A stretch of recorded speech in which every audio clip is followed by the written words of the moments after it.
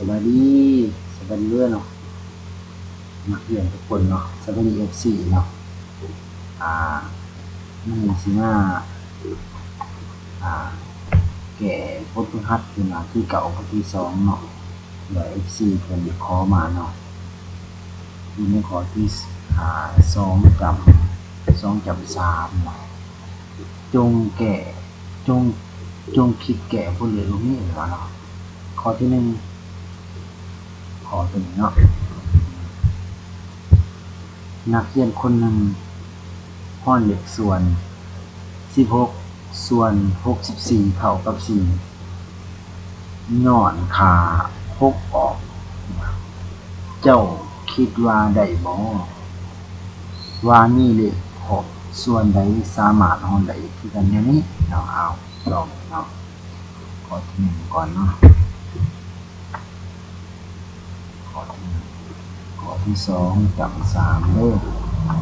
เอาไว้ในข้อที่1เนาะอยู่นี่แม่นเฮามาเบิ่งจุดนี้ก่อนเนาะ16ส่วน64เท่ากับก่อนจะออก1ส่วน4เนาะอาจารย์จะเขียนใหม่16ส่วน64ได้มาจาก16ได้มาจาก2กำลัง2กำลังหยัง2กำลัง4กำลัง2ได้4กำลัง2 64ได้มาจาก4กำลัง3ฉะนั้นเราสามารถ4กำลัง2ลบไปหาร3เป็นยังไง1เป็นคูณ1แล้วด้วยคูณ1แล้ว1เนาะส่วนกับ4นี่เนาะคือที่มาของมันเนาะมันเลยถามต่อยว่าย้อนขา6ออกเจ้าคิดว่าได้บ่เลขส่วนข้อใดสามารถห้อนได้คือกันนี้เอาอาจารย์จะลองให้ดูเช่นนี้เนาะ16ส่วน32ลอง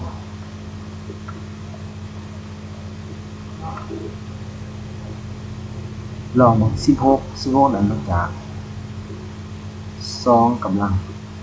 4ส่วนกับ32ได้มาจาก2กำลังตัวนี้เนาะพอออกมา1ส่วน41ส่วน2นะ1ส่วน2แต่ก็บ่สามารถจะออก1ส่วน4ได้เนาะ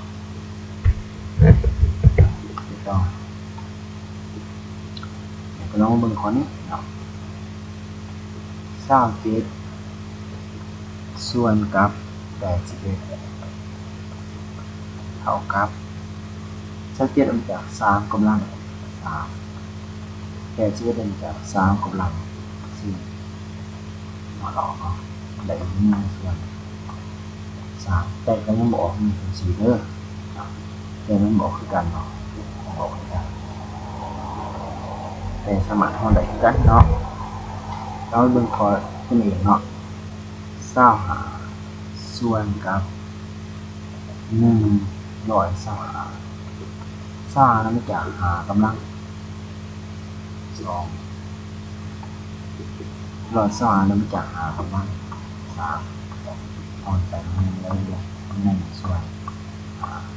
มันก็บอก1ส่วน4อยู่ดีเนาะอันนี้คือว่าเป็นการห่อนเด้อจะไปต่อข้อที่2ก็คือข้อนี้เนาะห่อน 3a ส่วน 4a เท่ากับ3ส่วน4ย้อนห่อน a ออกเป็นหยังบ่แทน a ด้วย1แต้มเนาะเอาแทน a ด้วย0ได้บ่เนาะเนี่ยเป็นข้อที่2เนาะ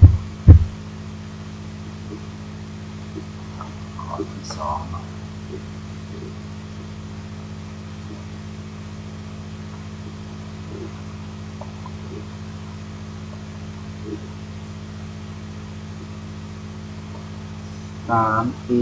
ส่วนกับ4เท่ากับ3ส่วน4เขาสิตอบคำถามเนาะว่าฮ้อน a ออกเป็นหยังบ่แทน a เลยเนาะเป็นเขาสิตอบคำถามเป็นการตอบคำถามแม่นเนาะแม่นได้3ส่วน4ดีหน่อนฮ้อน a ออกเนาะแต่ว่ามันเขาจะมาตอบคำถามของเพิ่นมา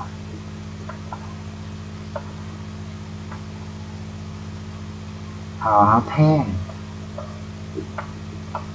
a ด้วย1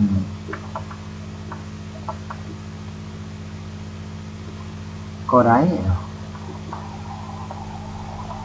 เพราะหยังเพราะฮ้อนด้วย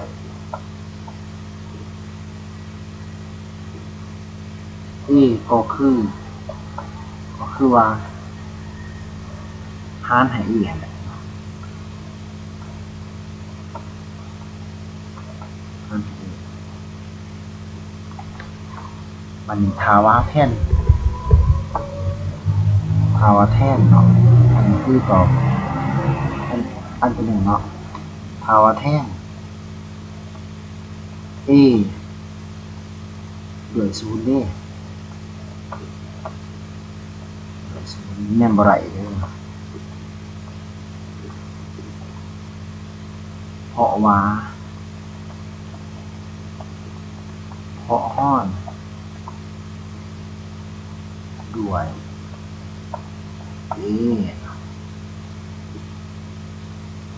ก็คือหารให้ a เนาะก็คือหารให้ a บ่แม่น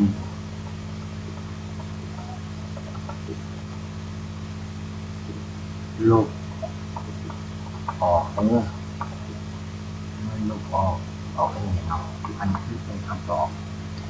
ของข้อที่2เนาะให้น้องๆเฮาตอบแบบนี้เด้อต่อไปเฮาสิแก้ข้อที่3ข้อท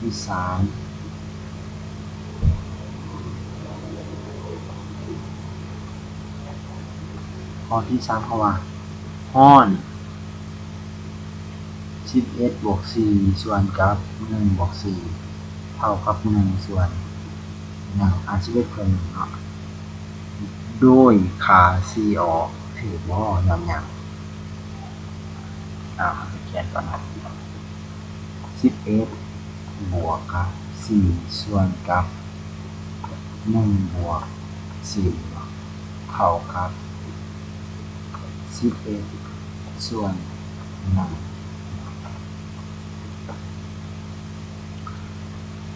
เพิ่นว่าโดยค่า c ออกถูกบ่ยามหยังเป็นเฮาจะตอบไปเนาะตอบว่า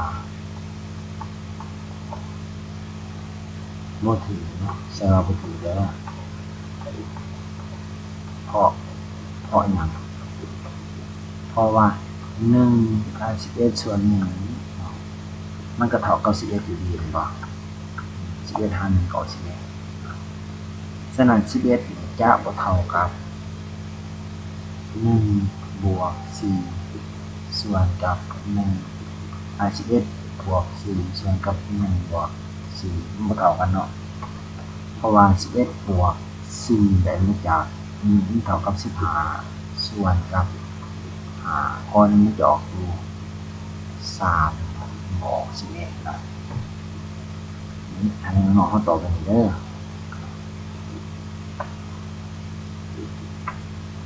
ต่อไปเราจะแก้ข้อที่4เนาะข้อที่4 arcmax เป็นชื่อของคนเนาะ arcmax หนึ่งในนักคณิตศาสตร์ชาวเวยดนามที่มีชื่อเสียงโด่งดังตลอดกาลเป็นผู้ค้นคว้า หน้าที่ทั้งหมดของผูกทอและหน่วยมุ่นผลงานหนึ่งของเราที่น่าสนใจที่สุดแม่นอัตราส่วนระหว่างปริมาตรกับปริมาตรและหน้าที่กับหน้าที่ของผูกทอแบบแนบในของมันเท่ากันมันให้ปริมาตรของผูกมามุ่น vs เท่ากับ4 ส่วน 3 PR กำลัง 3ปริมาตรของผูกทอ VC เท่ากับ PR กำลัง 2 S หน้าที่ของผูกตัวมุ่น AS เท่ากับ CP R กำลัง 2หน้าที่ของผูกทอ AS เท่ากับ 2 PR S บวกกับ2 PR กำลัง 2เราจะแกะบนขอนไม้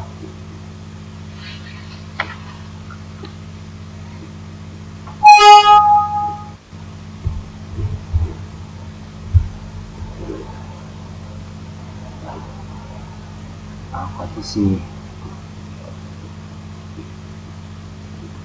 ข้อที่ 4นี้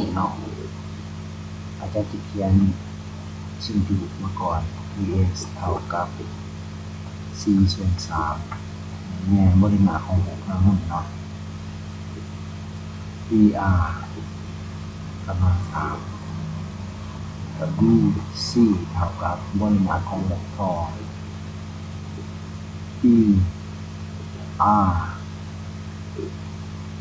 กำลัง 2 S การหน้าที่ของน้ำมันเท่ากับ CPR กำลัง 2 หน้าที่ของทอเท่ากับ2 PR S บวกกับ2 PR 2 PR 2นั่นเป็นสิ่งที่หูถ้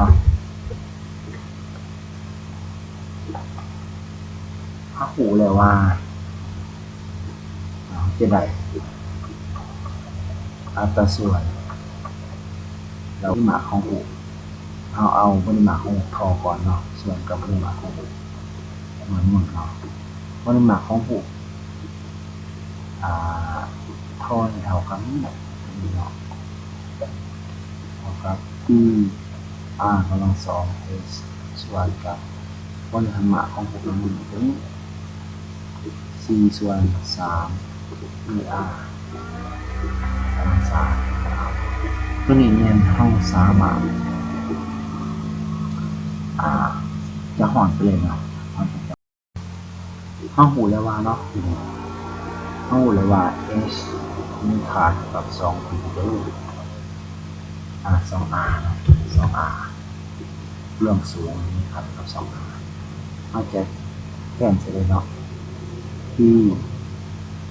คูณกับ R กำลัง 2คูณกับ 2R ส่วนกับ 4 ส่วน 3 ที่คูณกับ R กำลัง 3หลังจากนั้นเราก็ห้อนไปห้อนแต่ R กำลัง 2ลงไปที่จะไป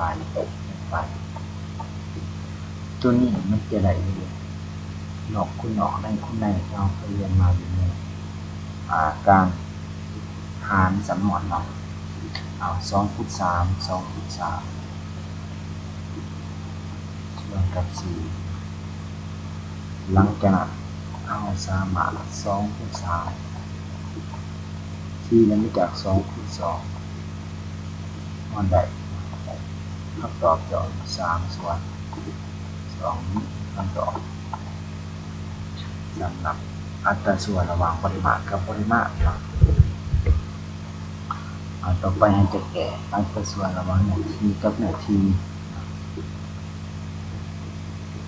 V เหมือน AC ส่วน AS เราจะได้ AC คือตัวนี้ AC 2 P RS บวกกับ2 P R ประมาณ2ส่วนกับ AS คือตัวนี้ C P R กำลัง2หลังจากนั้นเราจะแทน S ด้วย 2R 2 P R คูณกับ2 R ข้างบนนั้น2ข้างบนนั้นมี S เอา 2R มาใส่เปลี่ยนเป็นอะไรนะบวกกับ2 P R กำลัง2เป็นส่วนกับ C P R กำลัง2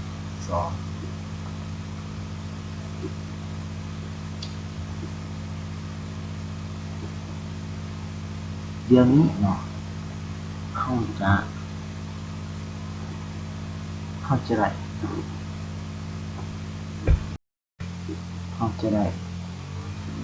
224 PR PR เนาะ224แต่ภายในเขียนผิดเด้อ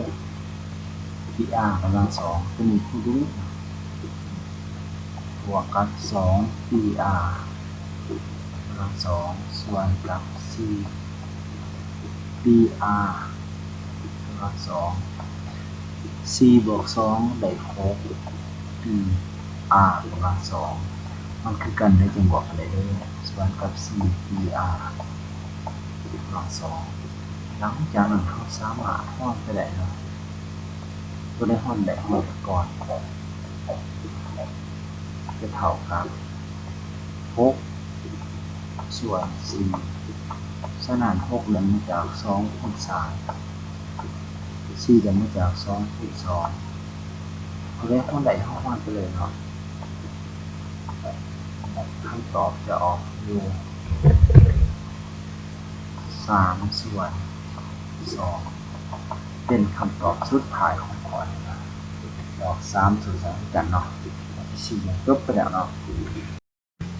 ต่อไปเราจะมาแก้ข้อที่5เนาะข้อที่5นี่คำถามว่าคำถามก่อนเนาะจงคำนวณ1ส่วน2ข้อก่อนนั้น1ส่วน2คูณ2ส่วน3คูณ3ส่วน4คูณต่อไปจนหอด99ส่วน100แค่ก่อน1ส่วน2คูณ2ส่วน3คูณ3ส่วน4คูณต่อไปจนหอด99ส่วน100เนาะขึ้นจะเท่ากับเท่าเขียนขึ้น1ส่วน2คูณ2ส่วน3คูณกับ3ส่วน4คูณต่อไปที่เขา99ส่วน100เป็นห้าสามารถจะได้เนาะ1ส่วน2คูณกับ2ส่วน3คูณกับ3ส่วน4คูณต่อไปจนหมดนี่จะใช้98ส่วน99เนาะเขาเห็นว่า3ถึง4มันลดกันเท่าละ1เนาะคูณกับ99ส่วนกับ100แล้วอาจารย์จะหอนไป2วันไป3กับ3วันไป4ก็หอนไปนี่จะหอนเนาะ98ก็หอนไป99ก็หอนครับต่อข้อนี้คือจะยังมีเรื่องตั้งแต่หากตรงนี้เนาะใช้กับเรียงออกเป็น1ส่วน100ขอเป็น เป็นเอามือสลอยเด้อ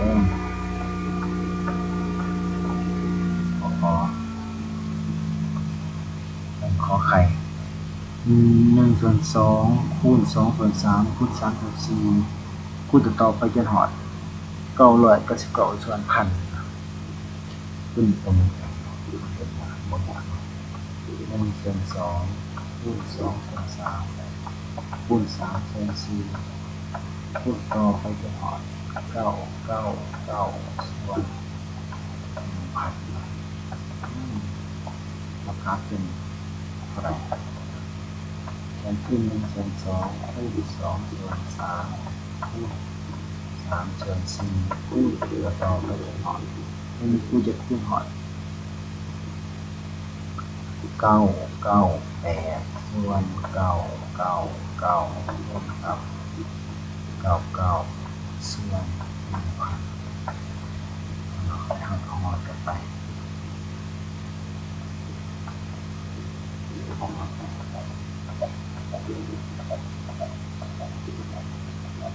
ขั้นตอนความจะเป็น1/1000ออก1/1000ได้เราต้องเป็นข้อ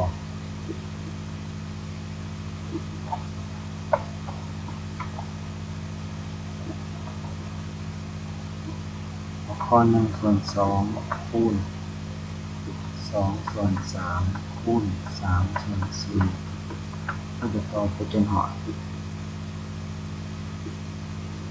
999ส่วนพันเท่าเนาะ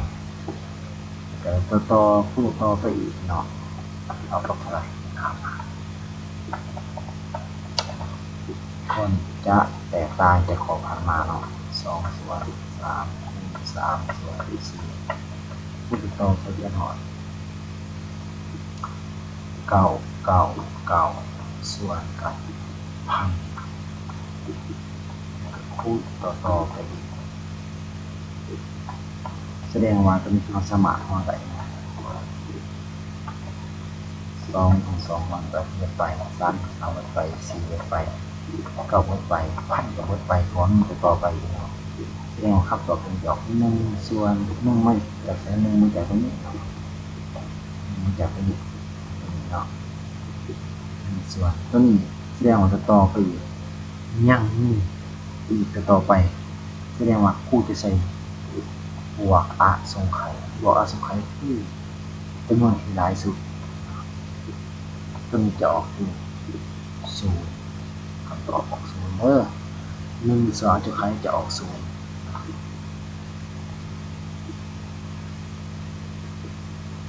สงไข่เป็นอย่างสงไข่หมายถึงอย่างบวกสงไข่หมายถึง